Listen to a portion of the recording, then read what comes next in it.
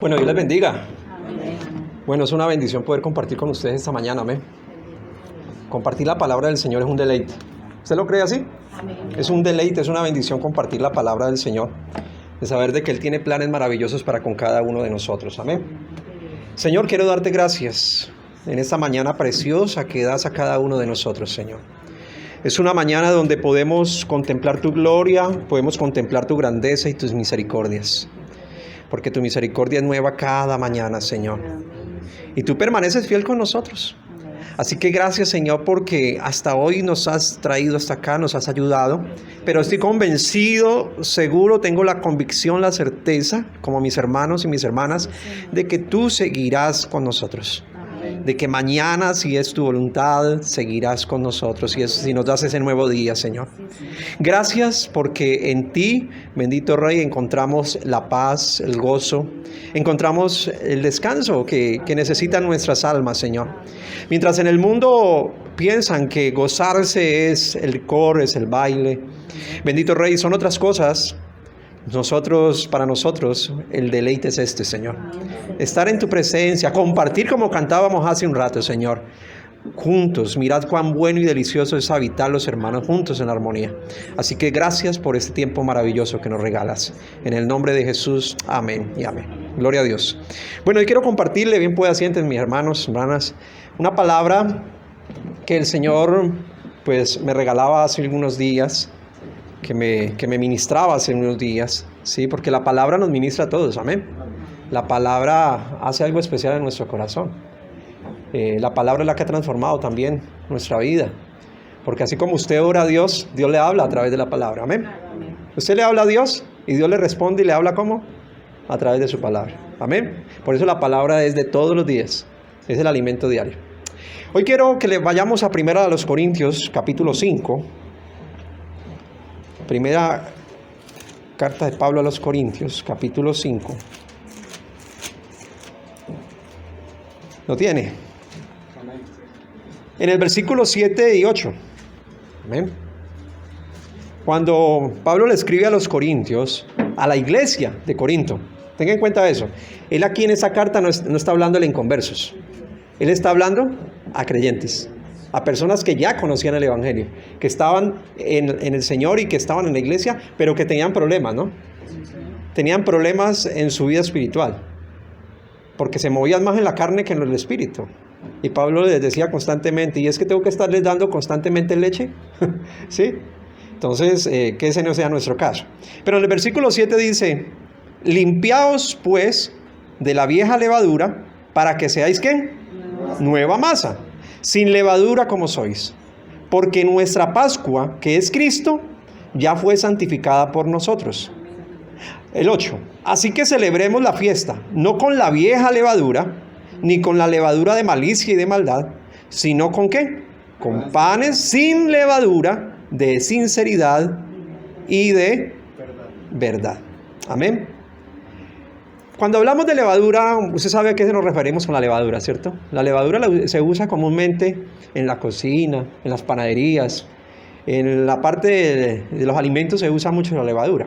Y la levadura es una enzima o es una proteína, digámoslo así, es como un hongo, ¿sí? Viene de un hongo, que lo que hace es fermentar otra cosa, en este caso la masa, ¿sí? Que está refiriéndose el texto. Cuando el panadero hace esto, lo que hace es que la levadura fermenta la masa y la sopla, ¿sí? La hace crecer, ¿cierto? Entonces, Pablo menciona la levadura en este pasaje recordándonos dos cosas importantes. Una, que Jesucristo, con su sacrificio en la cruz, dio cumplimiento a la fiesta de la Pascua. Amén. ¿Recuerdan que Jesús allá en Lucas capítulo número 22, cuando Él le dice a los discípulos, vayan a tal lugar y preparen la Pascua? ¿Sí? Era el tiempo era la fiesta de los panes sin levadura. Era el tiempo de la fiesta de la Pascua, que duraba 7 días. Entonces Jesús les dice, vayan y preparen. ¿Pero a dónde vamos a ir? Jesús les dice, no, ya hay un lugar preparado, solamente le dicen a tal persona y hay un aposento listo, ¿sí? Y cuando esté listo, pues vamos a reunirnos, porque vamos a celebrar la Pascua. Y allí es donde les establece ¿qué? La cena, ¿sí? Les dice, él parte el pan y da gracias al Señor, ¿cierto? Diciendo, este es mi cuerpo, que por vosotros es entregado. Bueno, usted ya conoce el pasaje, ¿cierto? Y da gracias. Y luego, cuando han terminado, toma la copa y también da gracias al Señor como símbolo de su sangre. ¿Estamos? Entonces, Jesús lo hace en el tiempo de la Pascua hebrea, de los judíos. Y recuerda lo que sucede allá en Éxodo capítulo 12, cuando el pueblo de Israel estaba cautivo en Egipto, estaba esclavizado. Y bueno, Moisés, usado por el Señor, va al faraón, y el corazón del faraón, ¿cómo estaba? Endurecido, dice la palabra. Entonces vienen las plagas, ¿cierto? ¿Cuántas fueron? 10, ¿cierto? 10 plagas. Y entonces llega la última, la más dura. ¿Sí? Las demás han sido duras, pero la última es la más dura. ¿Se acuerda cuál fue la última? La muerte de los primogénitos, tanto de personas como de los animales que habían. Entonces el Señor le dice, les establece algo y van a celebrar la Pascua. Ustedes van a llegar a su casa, van a escoger un animal, ¿sí? Para sacrificio.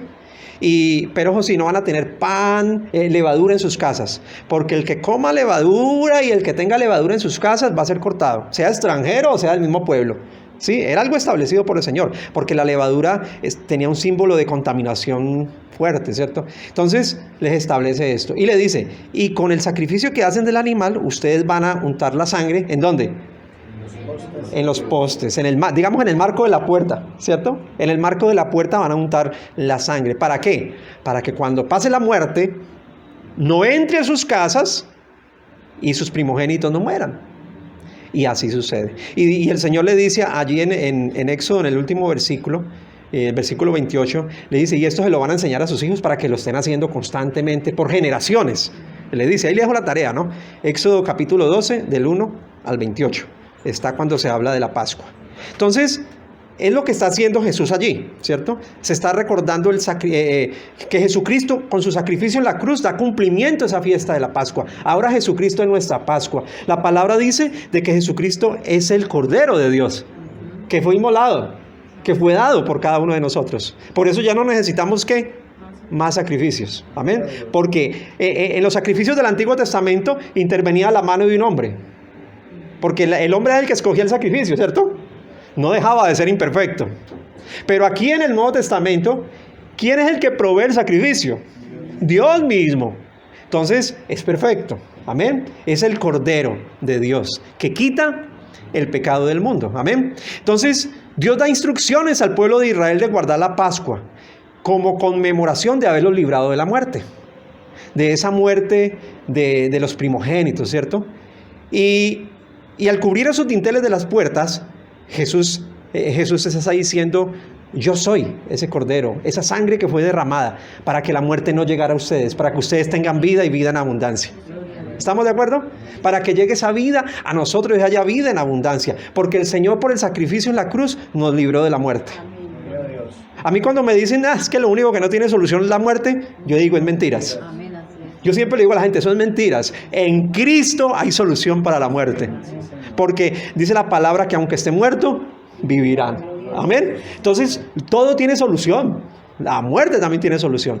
Solamente no tiene solución para aquel que no quiere creer en Jesucristo. Pero también nos recuerda una segunda cosa, la levadura que nos enseña Pablo aquí. Y es que los seguidores de Jesús con una vida limpia espiritualmente cumplen con la fiesta de los panes sin levadura. O sea que usted y yo, si vivimos con una vida en santidad, espiritualmente guiada por el Señor, estamos cumpliendo con esto. Amén. Estamos cumpliendo con esto de la Pascua.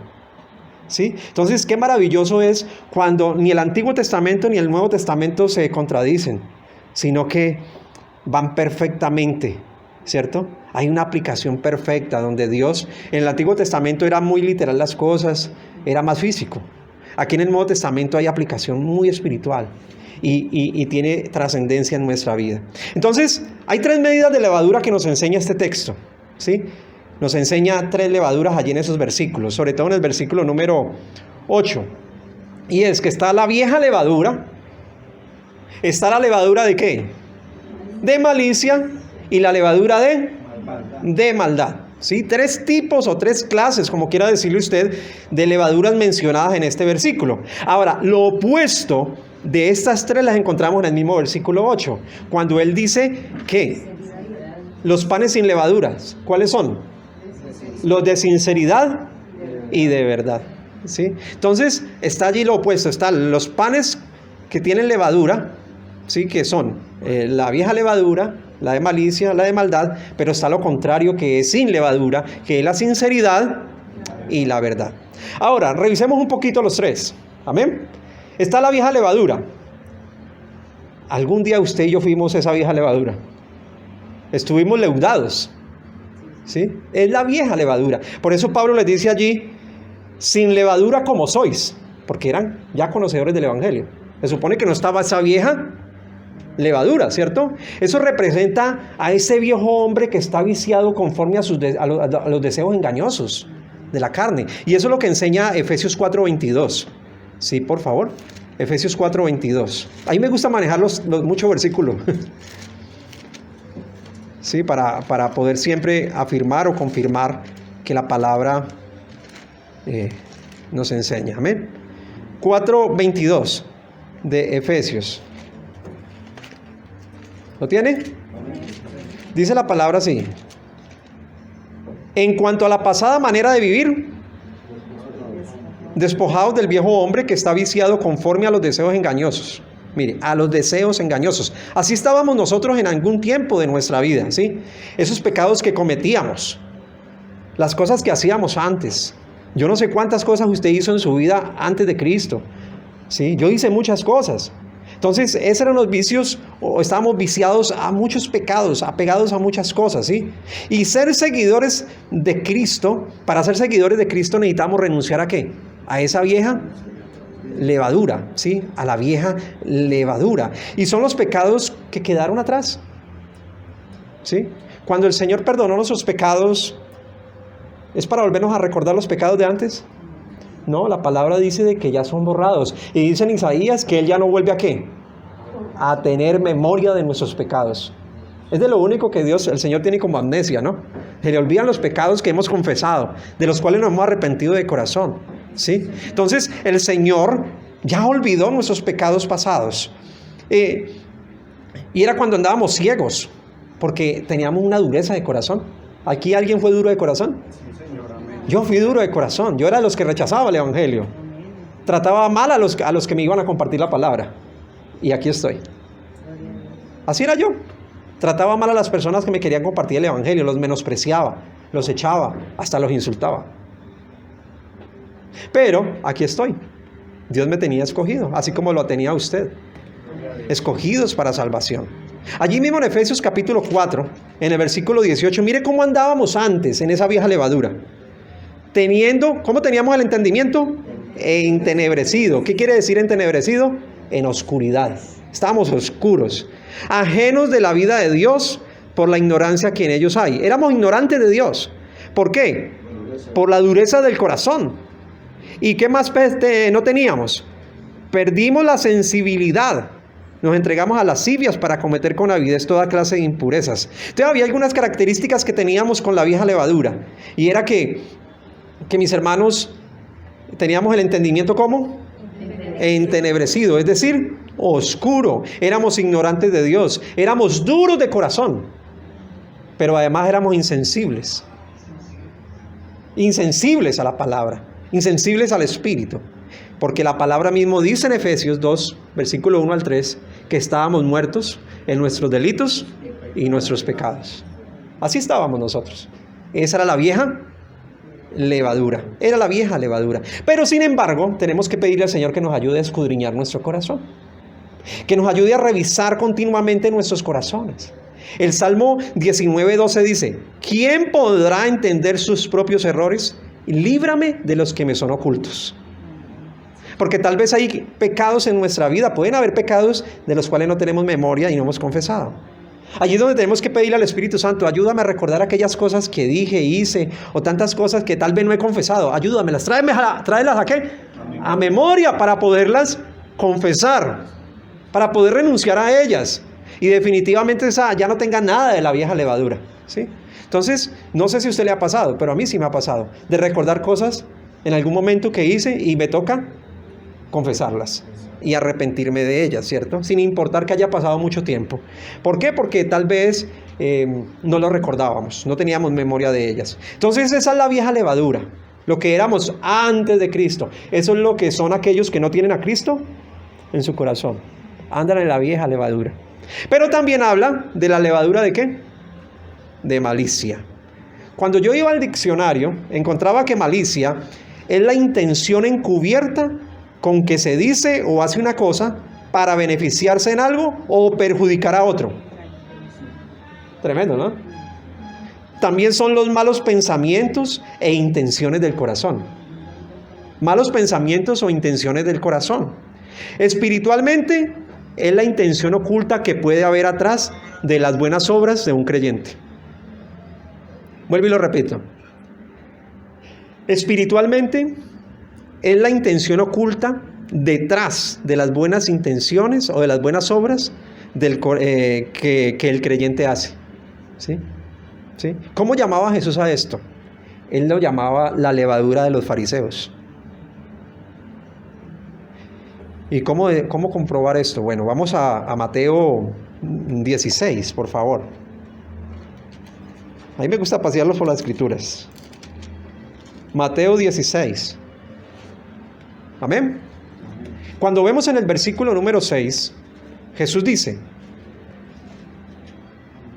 y Jesús les dijo, mirad, guardaos de qué cosa, y de los saduceos. Los discípulos no entendían esto, pero ya en el versículo número 12, entonces entendieron que no les había dicho que se guardasen de la levadura del pan. O sea, ellos lo tomaron literalmente, ¿no? La levadura del pan, el que se come. Pero Jesús les estaba dando una aplicación espiritual.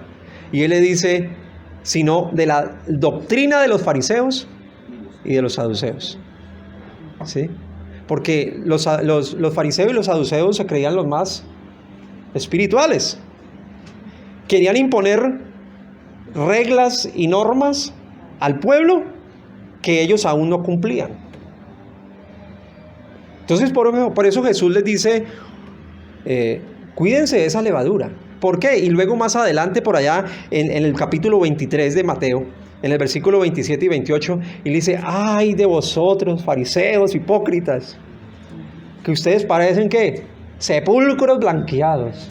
Por fuera muy bonitos, pero por dentro están llenos de podredumbre. Dura palabra, ¿cierto? Y Jesús era directo en esto. Jesús no iba acompañado. Cuando uno se ponía a estudiar la palabra, los evangelios, la vida de Jesús, uno se da cuenta de que Jesús predicaba el evangelio y Él no era de los que venía y venga. No, Él venía y era claro. Si usted quiere ser mi seguidor, un seguidor le decía, ay, tengo que ir a enterrar a mi papá. Jesús, ¿qué le decía? Jesús era así. Y hay gente que dice, oh, tan duro de Jesús. Jesús era muy... Así era Jesús. Si quiere seguirme, tiene que dejar todo. Tiene que renunciar. Tiene que pagar un precio. Tiene que tomar mi cruz y seguirme. Tiene que perder su propia vida. ¿Sí? Ay, tengo que despedirme de mi familia. Si quiere seguirme, vamos, camina, vea. Al primero le dice, las zorras tienen guaridas, tienen donde recostar la cabeza, pero yo no tengo. Usted tiene su casita, pero a donde vamos a ir no hay lugar fijo donde quedarnos. Nos podemos quedar debajo de un árbol, nos podemos quedar en un hotel, nos puede coger la lluvia por allá. Tiene que estar dispuesto a todo, ¿sí? Hay gente que no está dispuesta a pagar el precio por seguir al Señor. Hay gente que quiere un evangelio cómodo, un evangelio fácil, ¿sí? Y es lo que estamos viendo hoy en día, ¿no? Es lo que estamos viendo hoy en día. Entonces Jesús le dice, cuídense de eso. Entonces, así como la levadura penetra la masa del pan. ¿Cuántos han usado levadura aquí? ¿Cierto? Yo cuando hacemos hojaldritas en la casa, ¿sí? Le echamos, el bicarbonato también sirve para eso, ¿no? Si no hay levadura, y uno le echa, ¿y qué hace? La deja un rato ahí. Cuando uno va al rato, ¿qué pasa? La masa ha sufrido algo, diga. Ha cambiado el volumen de la masa, ¿cierto? Ha sufrido un cambio. Entonces, Jesús le dice que así como la levadura penetra la masa del pan, la hipocresía puede infiltrar la actitud de muchos creyentes. Que es donde debemos tener cuidado nosotros como creyentes, ¿sí? Porque hay personas que son una cosa aquí y otra cosa allá. Porque hay personas que viven de apariencia. Los fariseos, los saduceos vivían de una apariencia espiritual. Y nosotros no podemos vivir de una apariencia espiritual, ¿cierto? Y muchos creyentes viven así, porque están mezclando lo mundano con lo espiritual, la verdad con la mentira. Eso es hipocresía, ¿sí? Gálatas 5:9, Pablo le dice a los Gálatas, un poco de levadura, se tira el asunto, leuda toda la masa. Un poquito de levadura, porque cuando vamos a echarle, por ejemplo, a una libra de harina que usamos, ¿usted le echa una cucharada de levadura? Para una libra de harina de trigo, un cuarto de levadura. Vea, le echa un poquitico, una pizca. ¿Y eso qué hace? Penetra en toda la masa. Penetra en toda la masa. Entonces, cosas pequeñas, como la mentira, como el engaño, como el chisme, pueden filtrar o infiltrar nuestra vida espiritual y contaminarnos. Pablo le escribe a los romanos algo así, dice, limpiémonos de toda contaminación de carne y de espíritu. Limpiémonos. Entonces, el peligro está cuando como cristianos pensamos que algo inofensivo, como una mentirilla, no, es que es una pequeña mentira. Como una mentira no va a causar un gran mal. Con mi esposa hablamos eso hace un tiempo y dijimos nada de mentiras. Estamos trabajando en todos los puntos. Porque eso es delicado. Eso es como la levadura. Una pequeña mentira es como la levadura. Y hay gente que le dice, pero yo no le veo nada de malo. Yo no le veo nada de malo a una pequeña mentira. Cuando Pablo le describe a los corintios, también por ahí en 2 Corintios 10:5, de que tenemos que derribar esos argumentos, porque son argumentos de hombre, que se levantan ¿contra qué? Contra el conocimiento de Cristo. Hay gente que dice, no, pero yo no veo nada de malo, levanta sus propios argumentos. Cuando la palabra está diciendo, mentira es mentira. Y el que es mentiroso se hace hijo del diablo. Así de sencillo, así de claro, así suene, muy duro. ¿Sí? Entonces, hay gente que sale con esto. Como cristianos debemos entender que debemos discernir espiritualmente todo. Porque la misma palabra dice que el que piensa estar firme, mire que no caiga. Entonces tenemos que cuidarnos. Y si hemos caído, tenemos que levantarnos y seguir adelante. Seguir adelante con Cristo. Entonces, tenemos que cuidarnos de esa levadura de malicia. ¿Sí? Gente que tiene en sus palabras, ¿no? Las palabras también pueden ser como la levadura. ¿Sí? Ahí Pablo por allí habla en Efesios 5 de que las truhanerías, ¿no? Y cuando habla de truhanerías está hablando de malas palabras, está hablando de compartir o hacer chistes de doble sentido, morbosos. Y yo he visto cantidad de cristianos que participan de eso. Se acomodan al momento. Si llegan a un lugar y aquí están repartiendo cervecita, no hace daño. Y se toma esa cervecita. Conozco personas así. ¿A usted no le pasa que cuando llega a un lugar donde está lo mundano, el espíritu le dice, este no es tu lugar? Eso es tremendo, ¿no? Eso es tremendo. Y sobre todo en medio de la familia, ¿no? Eso es duro. Eso es duro. Pero bueno, cuidarnos de la levadura de la malicia. Pero está la tercera levadura. ¿Y es la de qué? De la maldad. Y eso se refiere al cristiano que tiene maldad desde el punto de vista moral. ¿Sí? Que son deshonestos, que les gusta hacer trampa, que les gusta engañar, cristianos que les gusta ver pornografía, cristianos que les gusta, ¿qué más? Ayúdenme, fornicar, adulterar, cristianos que les gusta practicar cosas que no están de acuerdo a la voluntad de Dios, ¿sí? Cristianos que tienen vicios. Hay cristianos, exacto, que todavía luchan con el cigarrillo, con los juegos de azar, con el celular, que es lo que más ahora es un vicio, eso es adictivo, ¿no? Entonces, la levadura de maldad puede estar contaminando a muchos cristianos, ¿sí? Entonces debemos cuidarnos de ello. Entonces están las tres levaduras. La vieja, de la cual se supone que ya no tenemos nosotros, porque nos hemos arrepentido de nuestra vida pasada. Pero tenemos que cuidarnos de la levadura ¿de qué? De malicia y de maldad, que era el problema que tenía la iglesia de Corinto. Estaba infiltrada por algo de levadura, ¿sí? Espiritualmente hablando. ¿Cómo desechar esto? ¿Sí? El antídoto para estos ingredientes que contaminan la vida espiritual, sobre todo la malicia en nosotros como creyentes y la maldad, lo vamos a encontrar, es sencillo. Te dirás, ¿cuál será el antídoto? Pero es súper sencillo, ¿sí? Santiago 1:21, allí está la respuesta. Y pueden haber otros textos que respalden lo que estoy diciendo, ¿no? Pero tomé ese versículo. Y los hay, claro que los hay. Cuando lo tenga, por favor me dice amén.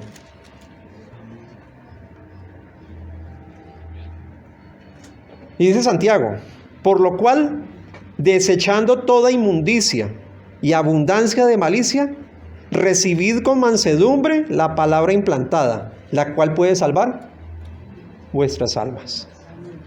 Hermano, hermana, lo que necesitamos es la palabra del Señor. Porque si descuidamos la palabra, allí es donde la levadura puede llegar a nuestra vida e infiltrarse. Porque cuando usted va a la palabra, es como mirarse al espejo.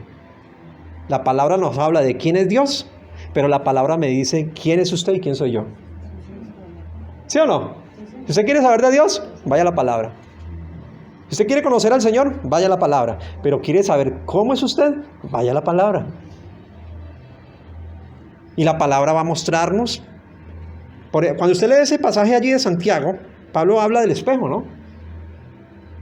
Y él nos invita a ser hacedores y no solamente oidores. Y es el problema de nuestros tiempos, que las congregaciones están llenas de oidores, pero no de hacedores. ¿Sí? Entonces, esa es la respuesta. La palabra implantada en nosotros, que es el Evangelio. Qué maravilloso. ¿Qué es el Evangelio? Porque Pablo lo dice en Romanos, que la fe es por el oír, y el oír, usted creyó fue por la palabra. Amén. Por eso cuando yo le comparto a una persona la palabra, le comparto el Evangelio, yo tengo que ir con la palabra. Yo no puedo hablarle desde mi criterio, desde mi punto de vista. Yo tengo que ir respaldado por la palabra. Yo no puedo hablar así porque así. Yo tengo que ir respaldado por el Evangelio. Amén. Si la persona no quiere, pero le hablé con la palabra. Si la persona rechaza el Evangelio, pero le hablé con el Evangelio en la mano. ¿Sí? Entonces es cuestión de enseñar esto. Allí en Efesios 4, 23 al 24,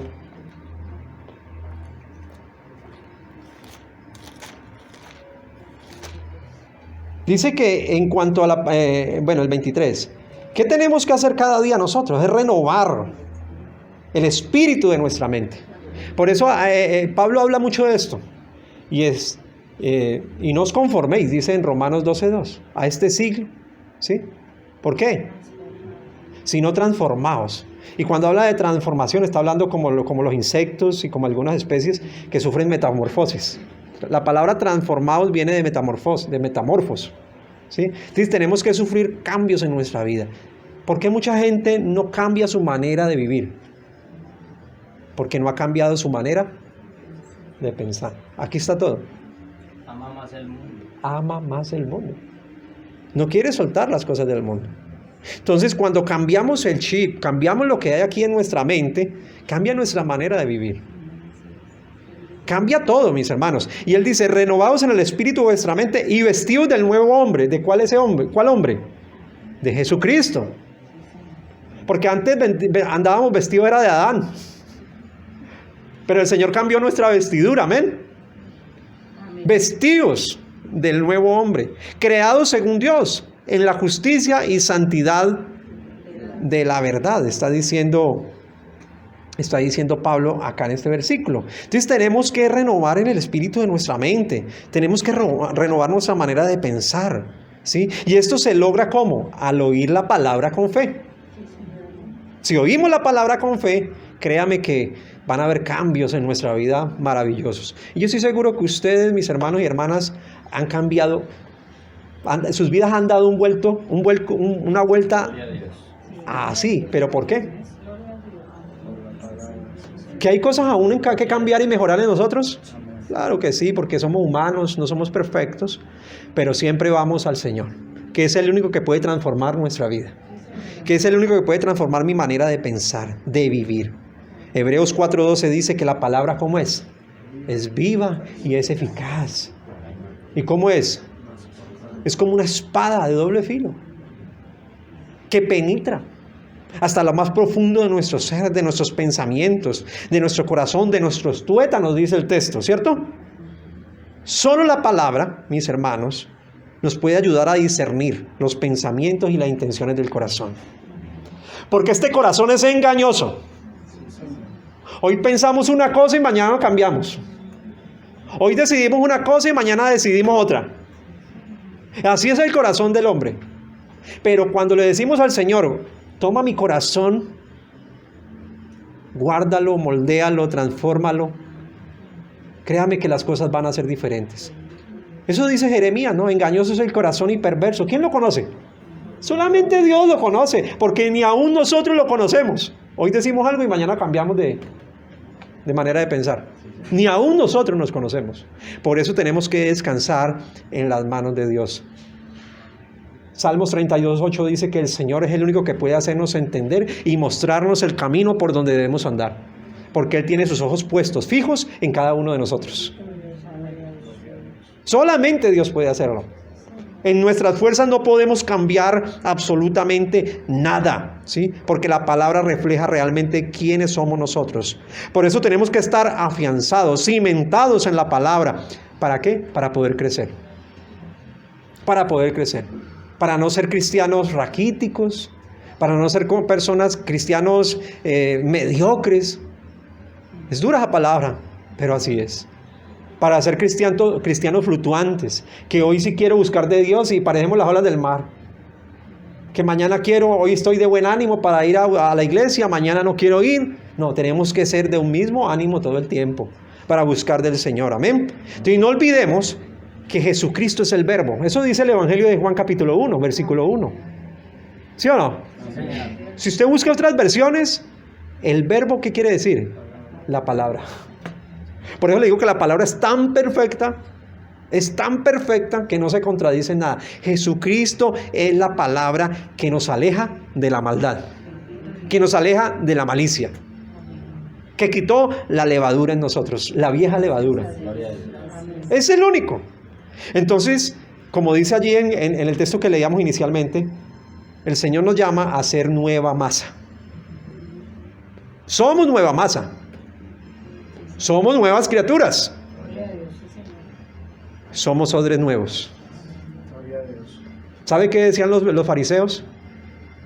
Mejor es el odre viejo, mejor es el añejo, el vino, el añejo. Ellos no estaban dispuestos a cambiar las tradiciones. Ellos no estaban dispuestos a cambiar, a renovar sus costumbres, porque para ellos lo añejo, lo viejo era mejor. Pero el Señor dice, no, hay un nuevo pacto, hay algo diferente, algo nuevo para ustedes, ¿sí? Porque Él vino a cumplir, y Jesús cumplió la ley por usted y por mí. Lo que no cumplimos nosotros, Cristo lo cumplió por nosotros. Así que démosle gracias a Dios, porque ahora somos masa nueva, somos odres nuevos. Y cuando llega el Espíritu Santo sobre nosotros, pues no se va a echar a perder, no se desparrama, sino que podemos disfrutar. Amén. Entonces usted es masa nueva, yo soy masa nueva, somos odres nuevos, somos nuevas criaturas. Las cosas viejas pasaron, la levadura vieja pasó, ahora somos pan sin levadura. Amén. Vea, la palabra es tan perfecta. ¿Dónde nació Jesús? Belén. En Belén. ¿Qué significa Belén? La casa del pan de Dios. Casa de pan. Mire, es tan perfecta la palabra de Dios. Jesucristo es el pan sin levadura. Maravilloso eso, ¿cierto? Nació en Belén, que significa casa de pan. Jesucristo es el pan sin levadura, sin contaminación, sin pecado, sin maldad, sin malicia. Entonces, eso uno enamora más eso la palabra, de que la palabra es preciosa y siempre nos lleva a cosas ocultas, escondidas, que están preparadas solamente para aquellos que le aman. Amén. Entonces, como usted y yo amamos a Dios, cosas que no hemos visto, ni hemos oído, ni han subido en corazón de hombre, son las que Dios tiene preparadas para cada uno de nosotros.